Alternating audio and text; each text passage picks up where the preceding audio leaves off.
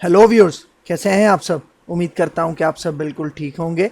तो जिस तरह से आपको पता है, हमारे पास यहाँ पे ASP.NET कोर के 100 इंटरव्यू क्वेश्चन एंड आंसर्स की लेक्चर सीरीज चल रही है। और आज के इस लेक्चर के अंदर हम एक बहुत ही ज़्यादा इंपॉर्टेंट कॉन्सेप्ट डिस्कस करने वाले हैं इंटरव्यू के हवाले से।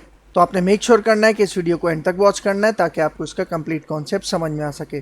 तो वीडियो को स्टार्ट करने से पहले एक छोटी सी रिक्वेस्ट कि अगर आप मेरे चैनल पे फर्स्ट टाइम आए हो और अभी तक आपने मेरा चैनल सब्सक्राइब नहीं किया तो चैनल भी सब्सक्राइब कर लो। इसके साथ साथ बेल का आइकन भी प्रेस कर लो, क्योंकि और भी बहुत सारी वीडियोस इस लेक्चर सीरीज के अंदर आने वाली हैं।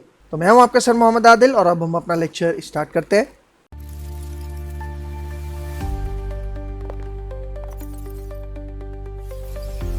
Programmenter. Let's build your career. तो भाई देखो, आज का जो इंटरव्यू क्वेश्चन होगा हमारा वो मॉड्यूल 1 में से ही होगा, क्योंकि हम फर्स्ट के 20 क्वेश्चंस जो डिस्कस कर रहे हैं वो मॉड्यूल 1 के अंदर आते हैं। और वो किसके ऊपर बेस करते हैं? ASP.NET कोर फंडामेंटल्स कॉन्सेप्ट के ऊपर बेस करते हैं। ठीक है, तो 20 क्वेश्चंस यहाँ पे मैं आपको दिखा देता हूँ। ठीक है, देखो ये जो फर्स्ट ब्लॉक आपको यहाँ पे नजर आ रहा है ये हमने पूरा कंप्लीट कवर कर लिया है। ठीक है, आज से हम यहाँ पे सेकंड ब्लॉक अपना ये स्टार्ट कर रहे हैं, जिसके अंदर हमारा जो पहला टॉपिक होगा इंटरव्यू से रिलेटेड वो होगा कॉन्फ़िगरेशन। मतलब ASP.NET कोर में कॉन्फ़िगरेशन के हवाले से जो इंटरव्यू क्वेश्चन होता है उसको हम डिस्कस करेंगे। ठीक है, तो यहाँ पे आ जाओ। क्वेश्चन अब देखो हमारे पास क्या है, what is configuration in ASP.NET core. मतलब ASP.NET कोर के अंदर ये जो कॉन्फ़िगरेशन है ये क्या होती है। तो यहाँ पे देखो इसका शॉर्ट इंटरव्यू आंसर देखो क्या कह रहा है। Configuration in ASP.NET Core is a mechanism for storing and retrieving application settings from different sources such as app settings.json, environment variables, command line arguments, Azure Key Vault and user secrets। भाई देखो, जब भी हम अपनी ASP.NET Core की कोई भी application बना रहे होते हैं तो हमारे पास वहाँ पे बहुत सारी सेटिंग्स हमें इम्प्लीमेंट करनी होती हैं। मतलब हमारी एप्लीकेशन से रिलेटेड सेटिंग्स होती हैं, जिस तरह से डेटाबेस कनेक्शन स्ट्रिंग होती है, APIs होती हैं। ठीक है, इसकी हमें ना कॉन्फ़िगरेशन करनी पड़ती है। तो आप सबको पता होगा, क्योंकि अगर आप यहाँ पे इंटरव्यू की तैयारी कर रहे हो इसका मतलब आपको ASP.NET कोर की नॉलेज है और ASP.NET कोर के अंदर आप डेवलपमेंट भी कर रहे हो। तो भाई देखो, जब भी हम ASP.NET कोर की एप्लीकेशन बनाते हैं उससे रिलेटेड जितनी भी कॉन्फ़िगरेशन सेटिंग्स होती हैं, जिस तरह अभी मैंने बताया डेटाबेस की कनेक्शन स्ट्रिंग होती है, APIs वगैरह होती हैं, ये वाला जो इसका जो हम काम होता है वो कहाँ पे करते हैं?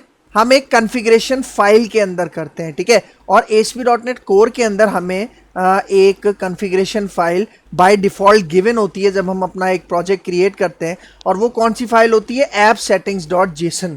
मतलब हमारी जो कॉन्फ़िगरेशन सेटिंग वाली फाइल होती है वो हमारे कोड से सेपरेट होती है। कहाँ सेपरेट होती है? एक अलग फाइल के अंदर होती है, app-settings.json के अंदर। और भाई देखो यहाँ पे क्या कह रहा है कि जो हमारी एप्लीकेशन होती है उसके अंदर जो भी हम एप्लीकेशन सेटिंग स्टोर करते हैं, वहाँ से सेटिंग को रिट्रीव करते हैं, ये हमारे पास सिर्फ app-settings.json से नहीं आता बल्कि मल्टीपल सोर्सेज हैं। ठीक है, मतलब जो हमारी एप्लीकेशन की सेटिंग्स हैं वो हम app-settings.json के अंदर भी रखते हैं, एनवायरनमेंट वेरिएबल्स के अंदर भी रखते हैं, फिर कमांड लाइन आर्ग्यूमेंट्स होते हैं, एज्यूर की वॉल्ट होता है, फिर यूज़र सीक्रेट्स होते हैं। इसका मतलब इन सारी जगहों से, इन सारी आप कह सकते हो फाइल्स से जो सेटिंग्स होती हैं वो हमारी एप्लीकेशन के अंदर रिट्रीव होती हैं। मतलब इन फाइल्स के अंदर हम अपनी एप्लीकेशन सेटिंग्स को स्टोर करते हैं और फिर यहीं से हमारी जो ASP.NET कोर की एप्लीकेशन होती है वो कॉन्फ़िगरेशन को रिट्रीव भी करता है। इसका मतलब समझने वाली बात क्या है कि ASP.NET कोर के अंदर जब हम डेवलपमेंट कर रहे होते हैं, डेवलपमेंट से लेके डिप्लॉयमेंट तक, इसका मतलब जब हम अपनी website, web application ASP.NET core में बना रहे होते हैं,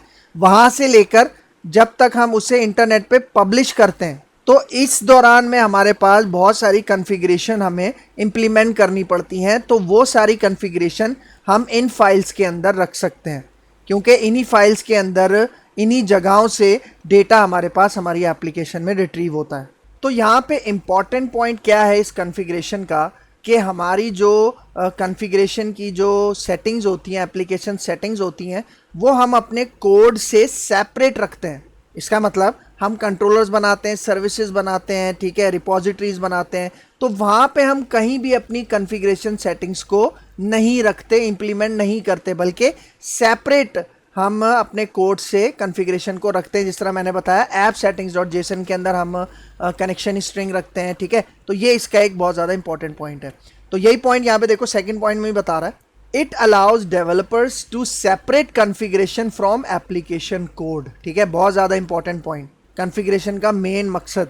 क्योंकि देखो ड्रॉबैक क्या है, मतलब अगर हम अपनी कॉन्फ़िगरेशन को डायरेक्ट एप्लीकेशन कोड के अंदर रखते हैं, जिस तरह कंट्रोलर्स के अंदर अगर हम रख रहे हैं, सर्विसेज के अंदर रख रहे हैं, तो वहाँ पे ड्रॉबैक क्या है कि अगर हमें कल को फॉर एग्जांपल अपनी एप्लीकेशन डेवलपमेंट से प्रोडक्शन मोड में लेके जाना है, मतलब डिप्लॉयमेंट में उसको डिप्लॉय करना है, तो वहाँ पे हमें अपनी कॉन्फ़िगरेशन को चेंज करना पड़ता है। तो चेंज करने का मतलब कि जहाँ जहाँ आपने फिर अपने कोड के अंदर वो कॉन्फ़िगरेशन दी हुई है, वहाँ वहाँ जाके आपको चेंज करना पड़ेगा। तो ये एक बहुत बड़ा हेडेक बन जाता है। इसलिए हमारे पास ASP.NET कोर ने हमें एक फ्लेक्सिबल अप्रोच यहाँ पे दी है, जिसकी मदद से हम अपनी कॉन्फ़िगरेशन को सेपरेट रख सकते हैं अपने कोड से। ठीक है, फिर आगे आ जाओ।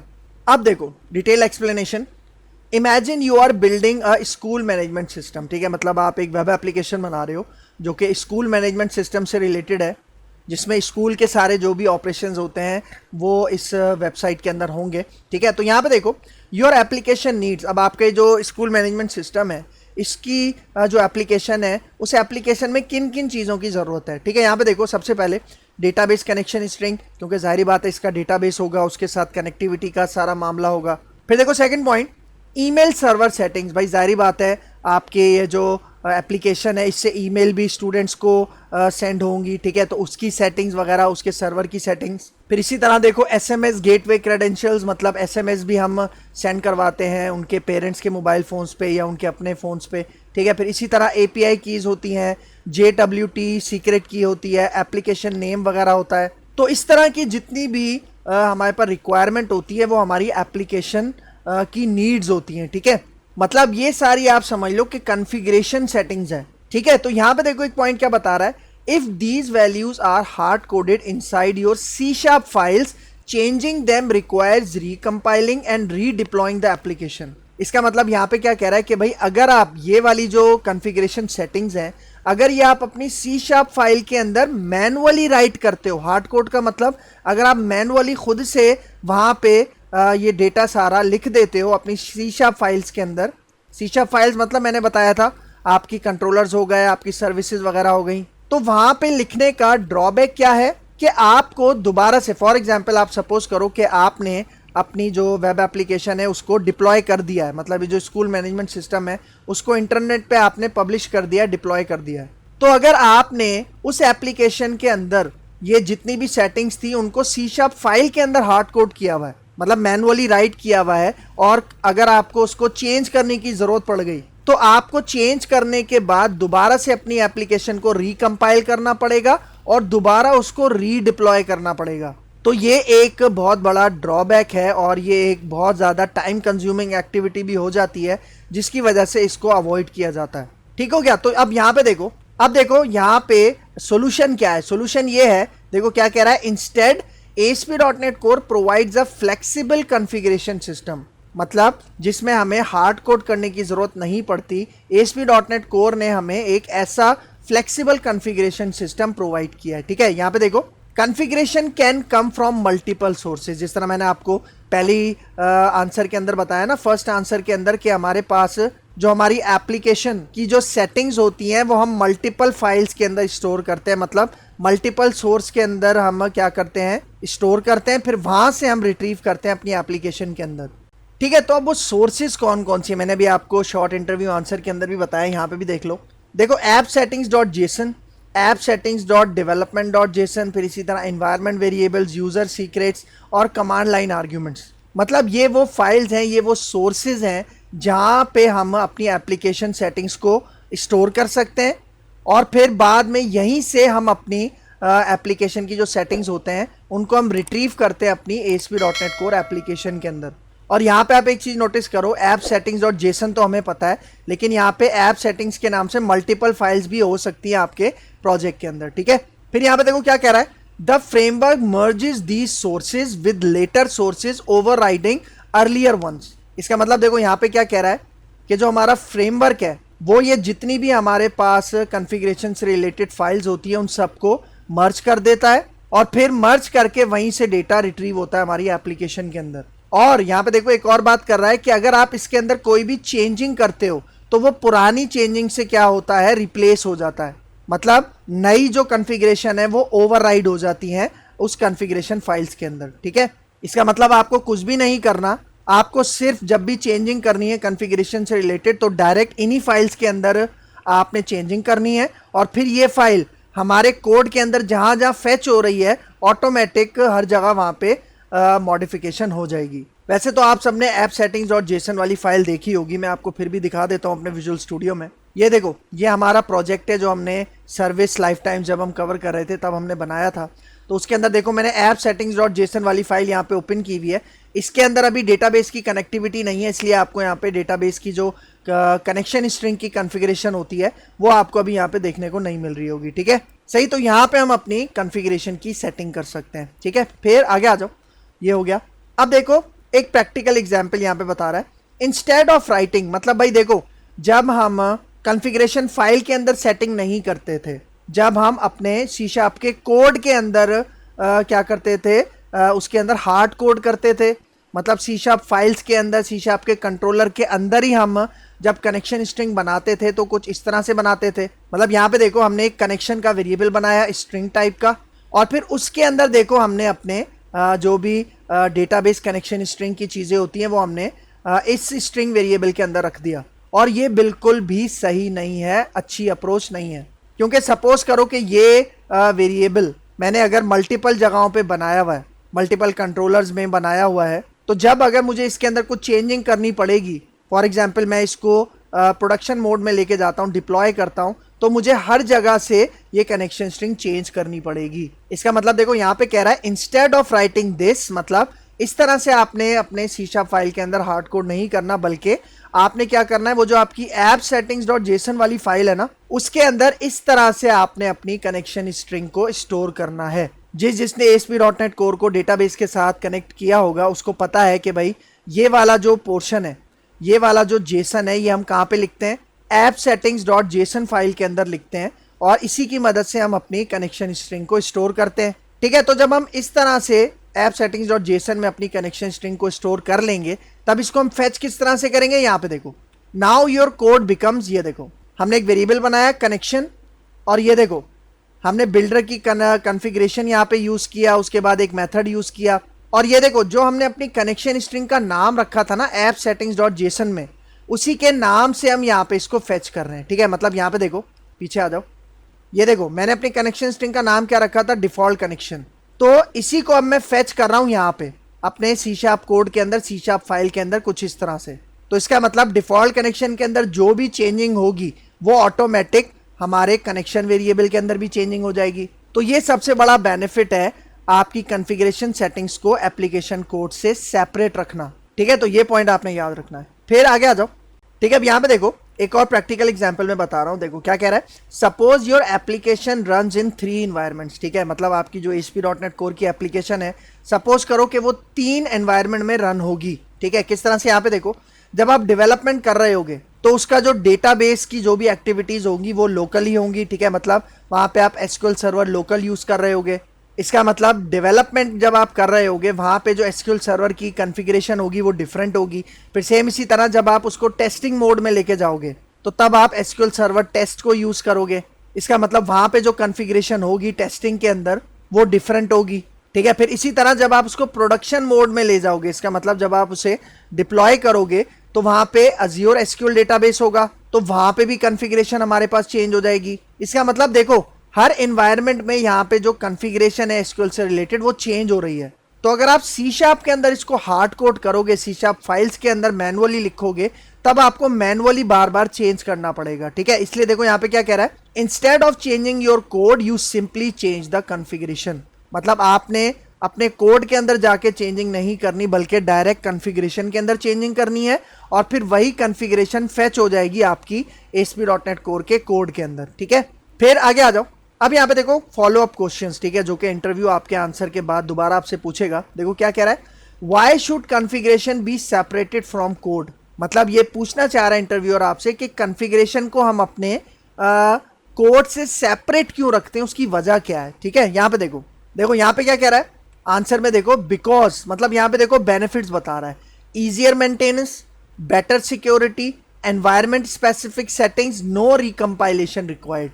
मतलब देखो यहाँ पे आपने बेनिफिट्स उसको ये बताने कि भाई जब हम कॉन्फ़िगरेशन को अपने कोड से सेपरेट रखते हैं तो सबसे पहला बेनिफिट क्या है, उसको मेंटेन करना आसान हो जाता है, सिक्योरिटी उसकी बेटर हो जाती है क्योंकि हमारे कोड के अंदर कोई कॉन्फ़िगरेशन की इंप्लीमेंटेशन नहीं होती। फिर देखो एनवायरनमेंट स्पेसिफिक सेटिंग्स, मतलब हर एनवायरनमेंट से रिलेटेड स्पेसिफिकली हम उसकी सेटिंग्स कॉन्फ़िगरेशन के अंदर अरेंज कर सकते हैं।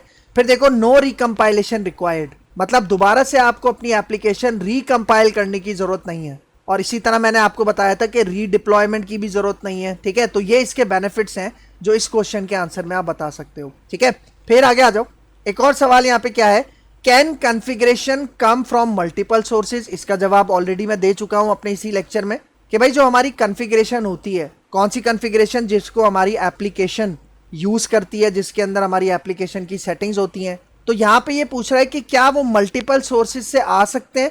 बिल्कुल आ सकते हैं। आंसर क्या है, yes. ASP.NET core automatically combines multiple configuration providers. जिस तरह मैंने आपको शुरू में बताया था ना कि हमारे पास ऐप सेटिंग्स डॉट जेसन होता है, app settings dot development Jason होता है, फिर API होता है, एनवायरनमेंट वेरिएबल्स होते हैं। तो ये सारे मल्टीपल सोर्सेज हैं और इन सारी मल्टीपल सोर्सेज के अंदर अलग अलग टाइप की कॉन्फ़िगरेशंस होती हैं। तो ASP.NET कोर मल्टीपल सोर्सेज से आपकी कॉन्फ़िगरेशंस को रिट्रीव कर लेता है आपकी एप्लीकेशन के अंदर। ठीक है, सही है। अच्छा, फिर इंटरव्यू टिप बहुत ज्यादा इंपॉर्टेंट। देखो, interviewers like hearing the phrase, मतलब एक फ्रेज होता है, एक सेंटेंस होता है, वो इंटरव्यूअर्स को सुनना बहुत ज्यादा अच्छा लगता है। और वो क्या होता है, यहाँ पे देखो, configuration should never contain sensitive information directly in source code. मतलब आपकी जो ऐसी कॉन्फ़िगरेशन होती है जिसके अंदर सेंसिटिव इंफॉर्मेशन होती है, वो कभी भी डायरेक्टली आपके C# के सोर्स कोड के अंदर नहीं होनी चाहिए।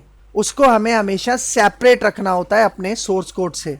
तो ये एक ऐसी टिप है और ये एक ऐसा जवाब है जो कि इंटरव्यूअर्स को सुनना बहुत ज़्यादा अच्छा लगता है। ठीक है, फिर यहाँ पे देखो कॉमन मिस्टेक्स।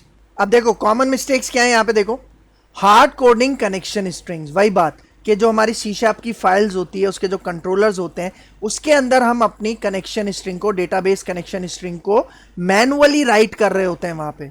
इसका मतलब आप समझ लो कि वो जो कनेक्शन स्ट्रिंग से रिलेटेड जो सेटिंग्स होती हैं हम उन्हें एक्सपोज कर रहे होते हैं अपने कोड के अंदर, और ये बहुत बड़ी मिस्टेक है। ठीक है, फिर देखो second point, storing API keys inside controllers. मतलब वो जो API की कीज होती हैं जो कि एक तरह की सेंसिटिव इंफॉर्मेशन होती है API से रिलेटेड, तो उनको भी हम अपने कंट्रोलर्स के अंदर लिख रहे होते हैं। ये भी एक कॉमन मिस्टेक है क्योंकि ये सारी कॉन्फ़िगरेशन से रिलेटेड सेटिंग्स होती हैं, तो इनको कॉन्फ़िगरेशन फाइल्स के अंदर ही रखना पड़ता है। ठीक है, तो अब अपनी समरी की तरफ चलते हैं और इस लेक्चर को वाइंड अप करते हैं। तो देखो यहाँ पे क्या कह रहा है, configuration enables developers to manage application settings separately from the code base.